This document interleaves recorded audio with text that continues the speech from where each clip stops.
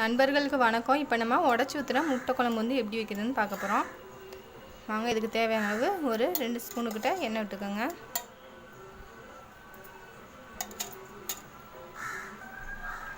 இப்போ நம்ம 1/2 ஸ்பூனுக்கிட்ட கடுகு சேர்த்துடலாம். நல்லா எண்ணெய் காஞ்சதும் கடுகு நல்லா வெடித்து வரட்டும்.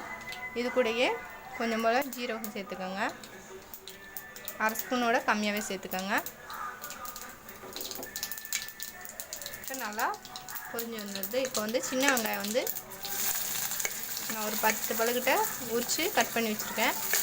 இதை சேர்த்துக்கலாம். உங்களுக்கு சின்ன வெங்காயம் இல்லைன்னா நீங்கள் வந்து பெரிய வெங்காயம் சேர்த்துக்கோங்க.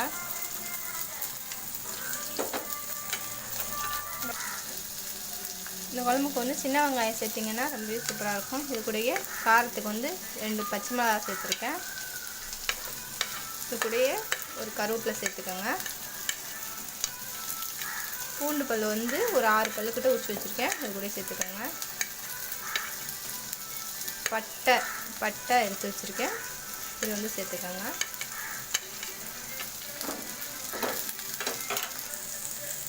இப்போ நல்லா கிளறி விடுங்க. நல்லா வதங்கி வரட்டும். கப்பில் வச்சு போடவா? இப்போ இதுக்கு மசாலா அரைச்சிடலாம்.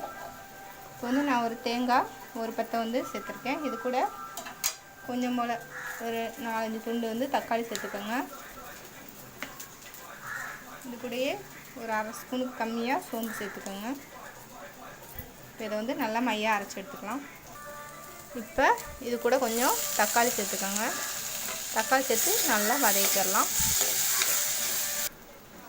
பாருங்கள், நான் வந்து அரைச்சி எடுத்துட்டேன். இதில் வந்து நான் தேவையான அளவு தண்ணி இதிலே சேர்த்துட்டேன். இப்போ இது நல்லா வதங்கிடுச்சு. இது கூட வந்து நம்ம அரைச்சி வச்சுருக்கிறத சேர்த்துடலாம்.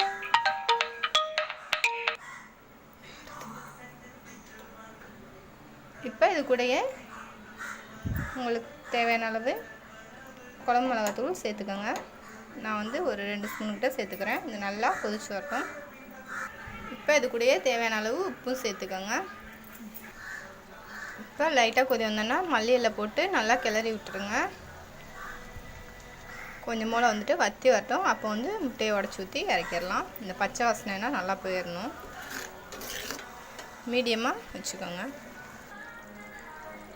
இப்போ உங்களுக்கு நல்லா கொஞ்சம் வற்றி வந்துடுச்சு. இப்போ வந்துட்டு முட்டையை உடச்சி ஊற்றிடலாம்.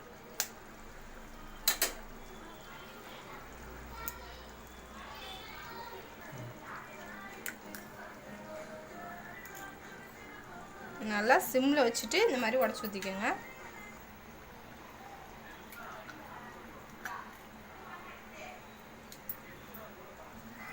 இப்போ மிதமான தீயில வச்சுட்டு மூடி வச்சுருங்க. உங்களுக்கு ஒரு 2 நிமிஷத்தில் ரெடி ஆயிரும். இப்போ ஓப்பன் பண்ணி பார்த்துடலாம். பாருங்கள், கீழெல்லாம் வந்துடுச்சு. மேலே வந்து வேகலை. அதனால் வந்து இப்போ வந்து மெல்லமாக திருப்பி போட்டுடலாம்.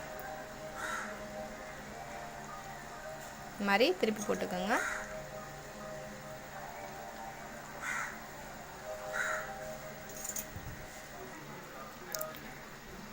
திருப்பி போட்டு ஒரு நிமிஷத்துக்கு அப்புறம் அப்படியே விட்டுருங்க. கடைசியாக மல்லி இலை தூவிட்டு ஆஃப் பண்ணிடலாம். அந்த சூட்லேயே வந்துட்டு உங்களுக்கு நல்லாவே வெந்துடும்.